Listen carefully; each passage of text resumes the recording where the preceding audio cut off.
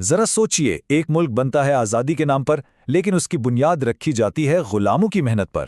یہ تھا امریکا کا سب سے بڑا تضاد، اور یہی وہ کشمکش تھی جس نے اس ملک کی پوری تاریخ کا رخ متعین کر دیا۔ اور ابراہیم لنکن کی یہ الفاظ، جو گھر اپنی ہی خلاف بٹ جائے وہ کھڑا نہیں رہ سکتا، دراصل اسی تضاد کی طرف اشارہ کر رہے تھے۔ وہ صرف ایک گھر کی بات نہیں کر رہے تھے، بلکہ پوری قوم کی بات کر رہے تھے، ایک ایسی قوم جو ٹوٹنے کے بالکل قریب تھی۔ اس کو یوں سمجھیں، ایک طرف تو بڑے بڑے دعوے تھے کہ تمام انسان برابر پیدا ہوئے ہیں، لیکن دوسری طرف لاکھوں انسانوں کی غلامی کی ایک شفاف حقیقت۔ یہی وہ تضاد تھا جسے حل کرنا ناممکن ہو رہا تھا، اور اسی نے خانہ جنگی کی وہ آگ بھڑکائی جس نے پورے ملک کو اپنی لپیٹ میں لے لیا۔ تو سوال یہ ہے کہ اس بٹے ہوئے گھر کو جوڑنے والا شخص آخر تھا کون؟ چلیں ابراہیم لنکن کی کہانی شروع سے شروع کرتے ہیں۔ ایک لکڑی کے کیبنس ہیں، اور دیکھتے ہیں کہ کیسے غربت اور مشکلات نے اس شخص کے کردار کو بنایا جو آگے چل کر امریکہ کا صدر بنا۔ ان کی زندگی کا آغاز انتہائی غربت میں ہوا۔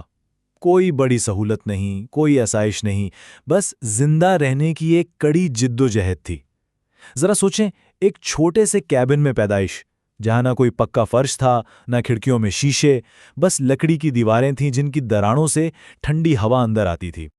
اور سب سے حیران کن بات کیا ہے، لنکن اپنی پوری زندگی میں ایک سال بھی باقاعدہ اسکول نہیں گئے۔ جی ہاں، ایک سال سے بھی کم۔ ان کا کلاس روم کھیت تھے، اور ہوم ورک تھا لکڑیاں کاٹنا۔ لیکن شاید اسی ماحول نے انہیں وہ باتیں سکھائیں جو کتابوں میں نہیں ملتی، یعنی عملی زندگی کی سمجھ اور انسانوں سے ہمدردی۔ لیکن اسکول نہ جانا ان کے لیے کوئی رکاوٹ نہیں بنا۔ ان کے اندر علم کی ایک ایسی پیاس تھی جو بجھتی نہیں تھی۔ وہ پڑوسیوں سے کتابیں ادھار مانگتے، رات کو آگ کی مدھم روشنی میں بائبل اور تاریخ پڑھتے، اور جو کچھ بھی ہاتھ لگتا اسے سیکھ لیتے۔ اور اس میں ان کی سوتیلی ماں سارا کا بہت بڑا ہاتھ تھا، جنہوں نے ان کے اس شوق کو پہچانا اور ہمیشہ ان کی حوصلہ افزائی کی۔ پھر ان کی زندگی میں ایک ایسا موڑ آیا جس نے سب کچھ بدل کر رکھ دیا۔ وہ ایک کشتی پر کام کرنے نیو اورلینز گئے، اور وہاں انہوں نے اپنی آنکھوں سے غلاموں کے بازار دیکھے۔ انسانوں کو جانوروں کی طرح بیچا جا رہا تھا، خاندانوں کو ایک دوسرے سے ہمیشہ کے لیے جدا کیا جا رہا تھا۔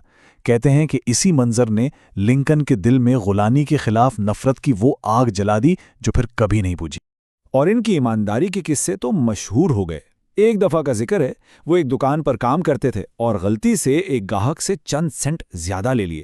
بات چھوٹی سی تھی، لیکن لنکن رات کو کئی میل پیدل چل کر اس گاہک کے گھر گئے تاکہ وہ پیسے واپس کر سکیں۔ یہ صرف چند سینٹ کی بات نہیں تھی، یہ اصول کی بات تھی، اور اسی وجہ سے لوگ انہیں ایماندار ایب کہنے لگے۔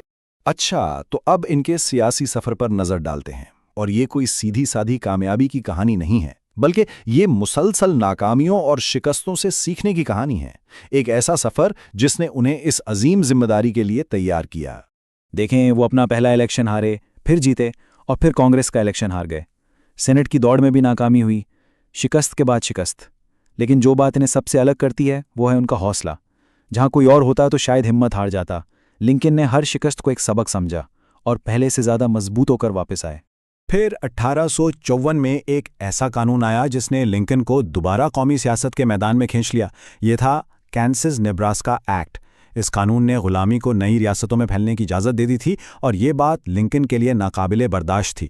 انہیں لگا کہ اب خاموش رہنا ممکن نہیں۔ اور پھر ہوئیں وہ مشہور بحثیں 1858 میں سینٹ کے الیکشن کے دوران۔ بھلے ہی وہ یہ الیکشن ہار گئے، لیکن ان مباحثوں میں انہوں نے غلامی کے خلاف جو اخلاقی موقف اختیار کیا، اس نے انہیں پورے ملک میں مشہور کر دیا۔ انہوں نے صاف صاف کہا کہ غلامی اخلاقی طور پر غلط ہے، اور کسی انسان کو یہ حق نہیں کہ وہ دوسرے انسان کا مالک بنے۔ اور پھر آیا 1860 کا سال۔ وہی لکڑی کے کیبن میں پیدا ہونے والا لڑکا جو کئی الیکشن ہار چکا تھا، امریکہ کا صدر منتخب ہو گیا۔ لیکن یہ کسی جشن کا وقت نہیں تھا۔ ان کا استقبال ایک ایسے بحران نے کیا جو ملک کو دو ٹکڑے کرنے والا تھا۔ دراصل ان کا صدر بننا ہی آخری چنگاری ثابت ہوا۔ جنوب کی ریاستوں نے دیکھا کہ اب ایک ایسا شخص صدر بن گیا ہے جو غلامی کے خلاف ہے۔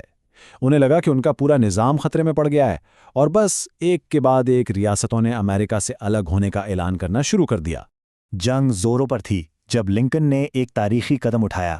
1 جنوری 1863 کو انہوں نے اعلان آزادی جاری کیا۔ یہ صرف ایک فوجی چال نہیں تھی، इस एक हुक्म ने जंग का मकसद ही बदल दिया। अब ये जंग सिर्फ मुल्क को बचाने के लिए नहीं थी, बल्कि ये इंसानों को आज़ाद कराने की जंग बन चुकी थी। जंग के मकसद में इस तब्दीली का सबसे बड़ा इजहार गेटिसबर्ग के मैदान में हुआ, जहां एक खूनी जंग के बाद लिंकन ने वो तकरीर की जो अमेरिकी तारीख का एक अनमोल हिस्सा बन गई। उस दिन जो मरकजी मुकर्रर थे वो कोई 2 घंटे तक बोलते रहे, एक बहुत लंबी तकरीर। और उनके बाद जब सदर लिंकन खड़े हुए तो वो सिर्फ 2 मिनट बोले। जी, सिर्फ 2 मिनट। लेकिन इन 2 मिनटों में उन्होंने वो कुछ कह दिया जिसने जमहूरियत के मायने को हमेशा के लिए बदल के रख दिया। कि अवाम की हुकूमत अवाम के जरिए और अवाम के लिए इस जमीन से कभी खत्म नहीं होगी। इन चंद अल्फाज में उन्होंने पूरी जंग का निचोड़ बयान कर दिया। ये लड़ाई सिर्फ जमीन के एक टुकड़े के लिए नहीं थी, बल्कि एक नजरिए के लिए थी। इस नजरिए के लिए कि हुकूमत अवाम की होती है और अवाम के लिए। जंग अपने इख्तिताम को पहुंच रही थी, फतह यकीनी नजर आ रही थी, लेकिन इस कहानी का आखिरी बाब खुशी का नहीं बल्कि एक बहुत बड़े अलमिए का था। और ये सब कितनी तेजी से हुआ, जरा देखिए। 9 अप्रैल को जंग खत्म हुई और सिर्फ 5 दिन बाद 14 अप्रैल को सदर लिंकन को गोली मार दी गई। एक लम्हे में जश्न का समा मातम में बदल गया। तो आज हम लिंकन को कैसे याद करते हैं? उन्होंने मुल्क को टूटने से बचाया, उन्होंने लाखों इंसानों को गुलामी से आज़ादी दिलाई। वो आज़ादी और बराबरी की एक लाजवाल अलामत बन गए। और सबसे बढ़कर उनकी जिंदगी इस बात का सबूत है कि इंसान गुर्बत में पैदा होकर भी अजमत की बुलंदियों तक पहुंच सकता है।